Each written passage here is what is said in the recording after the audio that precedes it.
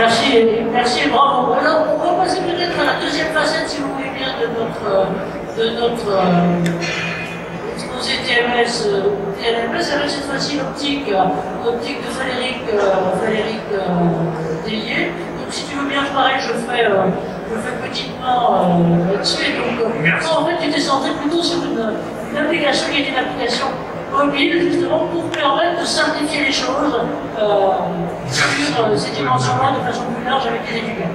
Merci beaucoup. Tu as tous les droits. Merci beaucoup, Anne-Marie, et merci aussi à l'entreprise Assemblée, parce qu'effectivement, depuis de nombreuses années qu'on travaille ensemble, en tout cas qu'Anne-Marie m'invite, je trouve toujours très riche, je trouve très intéressant les milieux académiques rencontrent les Petit conseil, micro plus bas, appuyez sur le menton, il faut vraiment parler très fort. Hein. C'est ce qu'on dit tout le temps, penser que, excusez-moi pour tout, hein, mais qu'on passe à un truc de son et de talent d'entendre, même si c'est que 8% dans la population, pour ça, avec le bruit ambiance et tout. Pour reprendre là, ce qui vient juste d'être dit, qui est tout à fait juste sur la prévention, quand moi je suis arrivé dans le groupe nomade de troubles, j'ai entendu pour la première fois parler de troubles neuromusculo-squelettiques et la plupart des collègues sont des kinés, donc ils étaient beaucoup plus orientés sur voilà, vous avez mal, vous avez un problème de santé, je vous prends en charge. Et moi, avec les différentes filières et les étudiants dont certains sont présents ici, moi ce qui m'intéresse c'est plutôt de travailler sur l'ergonomie et la prévention, c'est-à-dire la prévention même primaire voire secondaire, mais d'intervenir avant, parce qu'on sait que les facteurs de risque, par exemple professionnels, il n'y a pas de cela,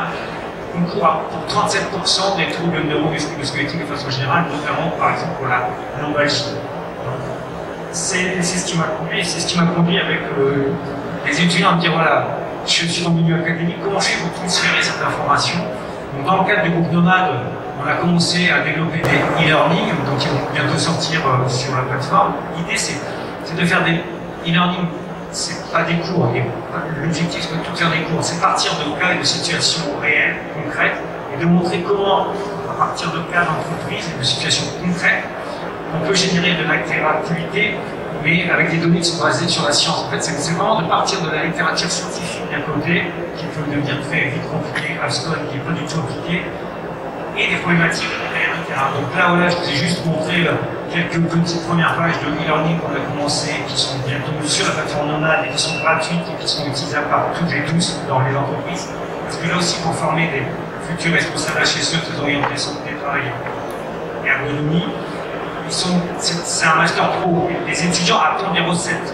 Or, donner des recettes telles quelles, c'est dangereux parce que ce qui est vrai aujourd'hui ne sera pas vrai demain. Et ce qui est vrai dans un cas de figure, on l'a bien vu ce matin quand on parlait des exosquelettes, en fait, c'est de la haute culture, c'est de la haute couture. Il faut vraiment comprendre qu'il y a une variabilité telle des situations, il y a une variabilité telle des individus, de toute façon, qu'il faut la prendre en compte. Et donc, il faut avoir là le bagage un petit peu scientifique pour pouvoir être le plus efficace et opérationnel possible sur le terrain. Donc, c'était un peu l'objectif de ce problème.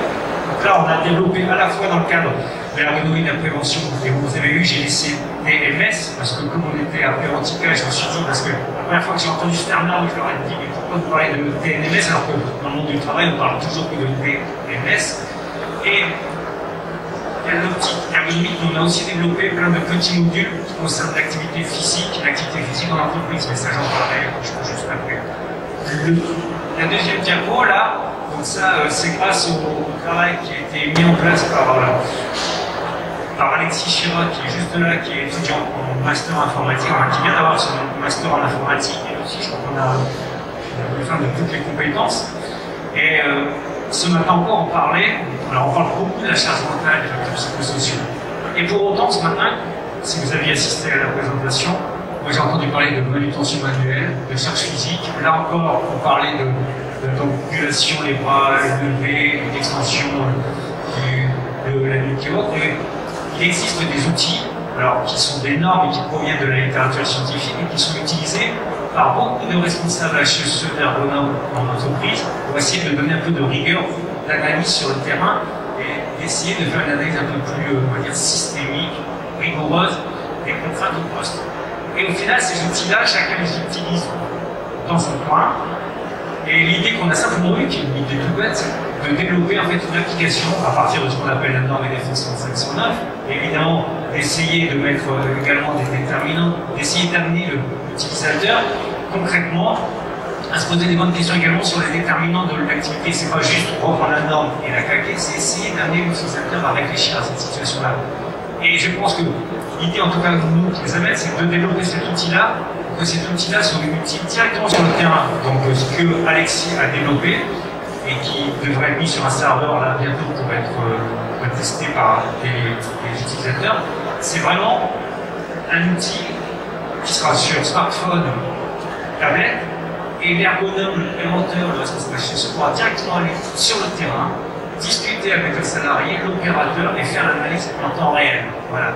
Et non seulement pour l'analyse au niveau d'un poste, mais également au niveau de différents postes, au niveau de différents secteurs. Bref, qu'à la fin, on puisse y avoir une sorte de cartographie de toutes les contraintes qui sont liées, principalement, on va dire, aux manutentions manuelles de bord, de chargement et de posture. Donc ça, c'était la deuxième travail. Donc voilà, ça c'est juste une illustration de quelques pages de l'application qu'Alexis a développée qui s'appelle ADEPT pour application mobilité à l'ergonomie des postes de travail. Et puis un autre axe également de. Merci Anne-Marie, ouais, suivante. Un autre axe également avec qui on travaille avec Thierry Lelard, qui est ici présent, qui est maître de conférence à l'Institut, mais il y a un collègue au STAPS, qui vient des sciences techniques, activités physiques et sportives. On a une filière qui s'appelle l'ingénierie de la rééducation des handicaps. Et il y a ça environ entre 5 et 10 ans, j'ai vu apparaître beaucoup d'entreprises qui se mettaient à faire de l'activité physique en entreprise. Alors moi, qui suis plutôt neurosciences ergonomes, je dis attendez, l'activité physique, c'est bien en prévention secondaire, tertiaire, mettre ça en entreprise. Le danger que je vois, c'est qu'on oublie de s'intéresser aux problématiques et qu'on met tout simplement un pansement sur une jambe de bois. Et à partir de là, j'ai regardé la littérature, au réflexe, et au final, on s'aperçoit que ce qui peut marcher, parce que là aussi, si c'est mis en place n'importe comment, c'est comme les exosquelettes, je pense que ça peut évidemment avoir des effets nocifs, mais si c'est bien fait, au contraire, si la démarche est une démarche qui est basée à la fois sur la formation, donc sur la collaboration aussi active, parce que ça c'est extrêmement important, la collaboration active du patient, la collaboration, j'ai fini sur la collaboration active du salarié, et bien c'est également un triptyque formation, ergonomie, activité physique. Et là, depuis 3-4 ans, et depuis Thierry est là avec nous sur cette filière-là, avec les étudiants, donc nous c'est via justement le truchement des étudiants conformes, on a commencé à essayer d'impacter sur la formation de ces étudiants pour qu'ils s'interviennent comme ça. Et on a eu au final toutes les entreprises que je vais citer, on a même un étudiant là qui va commencer sa thèse chez Bigard et qui va essayer de voir comment l'activité physique et ce triptyque formation et ergonomie peut permettre là aussi d'effectuer la prévention secondaire, en tout cas des troubles neurospécifiques.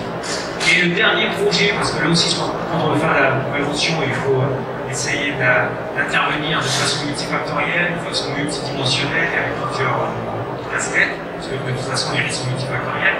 Là pour le coup, alors c'est pas vraiment moi, c'est une collègue de l'ANACT, Jason Sauvé, avec un partenaire qui s'appelle Jérôme Bouygues, et vous verrez, il présente jeudi toute son activité qu'il a mis en place autour de la réalité virtuelle. Et en fait, avec des groupes d'étudiants depuis maintenant 4 ans, on va dans des entreprises, on ne fait pas un enseignement à la fac, on fait un enseignement dans l'entreprise. Et là, cette année, on a fait ça dans des entreprises comme Chimé-Viande qui font de la transformation de porc là, du côté d'Arras. Cette année, on doit le faire chez Ouch, on l'a déjà fait chez Sanofi également, puis dans un ESAT, vous voyez, donc dans des activités complètement différentes. Et là, on prend un groupe d'étudiants, on prend 4 ou 5 situations de travail qui posent problème, et on part dans la réalité de la situation, et on va modéliser, simuler cette situation de travail, faire venir les opérateurs, enfin les salariés et les opérateurs compagnies vont utiliser les casques de réalité virtuelle, et on va faire une modification de leur situation de travail, à la fois sur place, in situ, et dans un cave, puisqu'on a la chance du côté de la Picardie et Amiens d'avoir Industrial, qui est un centre de transfert globalement pour l'industrie mécanique, et à partir de là, on fait venir les opérateurs qui vont faire les modifications de leur situation de travail en fait en direct. Voilà quelques innovations qu'on essaie de mettre en place, toujours au service de la prévention de l'ergonomie en entreprise. Merci Frédéric.